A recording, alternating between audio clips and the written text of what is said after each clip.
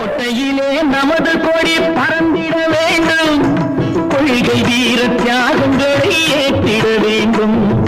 கோட்டையிலே நமது கொடி பறந்திட வேண்டும், கொள்கை வீர தியாகங்களை ஏற்றிட வேண்டும். புரட்சியிலே சரித்திரத்தை மாற்றிட வேண்டும், பொது உடைமை சமுதாயம் வளர்ந்திட வேண்டும். புரட்சியிலே சரித்திரத்தை மாற்றிட வேண்டும், பொது உடைமை சமுதாயம் வளர்ந்திட வேண்டும்.